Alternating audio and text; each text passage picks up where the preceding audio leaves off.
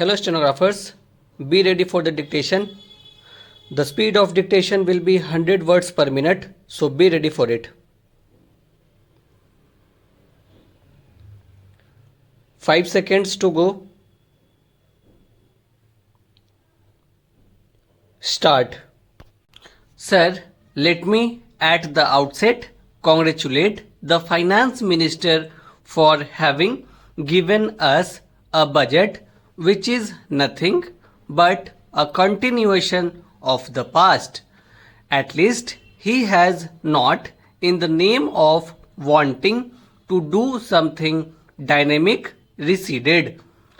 Sir, we had hoped that the Finance Minister would not be able to produce a miracle as such, and always this excuse is given. We had 3 months. I did not have the advantage of Planning Commission's consultation. I did not have the advantage of State's consultation, and therefore within these constraints and within that framework I had to present, and I presented the best smiling face that I could. That is understood. When he said that we are trying to be true to the promises given in the manifesto by the present government, that is what I was trying to look, at least the direction in the budget.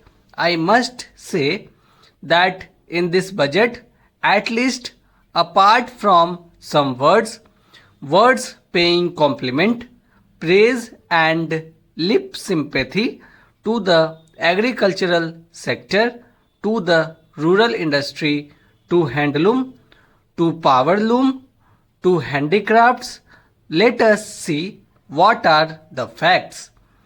What has he provided for handloom and handicrafts?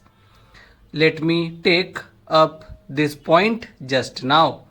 He has provided only rupees 34 crores, and he himself says that it will give employment at least to 25 lakh people. Now imagine the magnitude of this problem. There are a minimum of 4 crore unemployed people and 14 crore underemployed people, and you are not able to touch the fringe of this problem. I am not going to take, sir, this discussion budget as a partition issue. I am not going to discuss it as an issue of Congress versus the present government, and I am not going to waste my time in comparing what we did and what you have done in this regard. Sir, a good thing has happened, namely a two-party system has emerged. Let us together decide in this country how we can serve the people of this country best. That is more important. If that is important, then let us see the direction. In spite of all the constraints, you have not shown a new direction, and I beg to submit that you cannot show a new direction unless some of your leaders make a complete break away from the present system.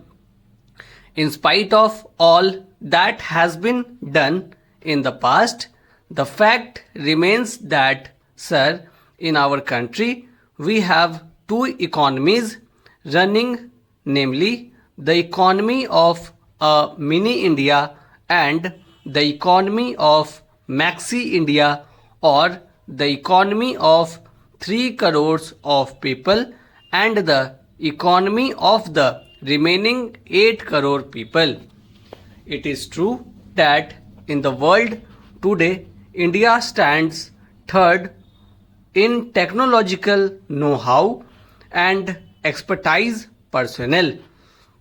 This being the case, particularly today, we are self-sufficient in every basic industry. It is a good thing, but that has nothing to do with the economy of 100 crore population of our country.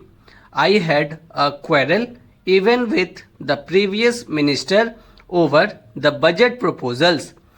I was critical earlier also. Right in my first speech in Parliament, I said that we should pursue a system which will help in the growth of the people as a whole.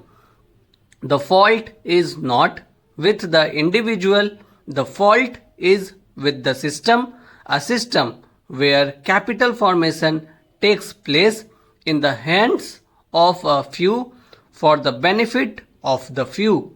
Such a system can never be good. Today, what is the percentage of purchasing power in the market? It is 2.1% of our population. I had once asked the Planning Commission to give me the figures in regard to the earnings of the various income groups.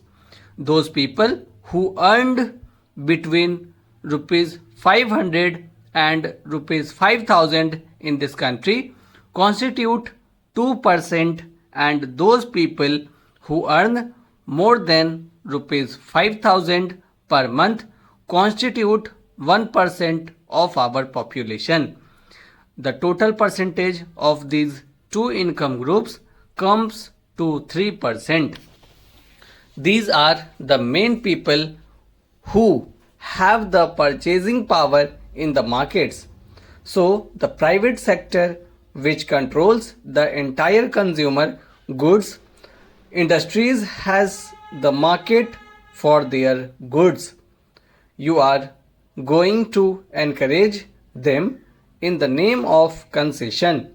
You are going to encourage this corporate sector.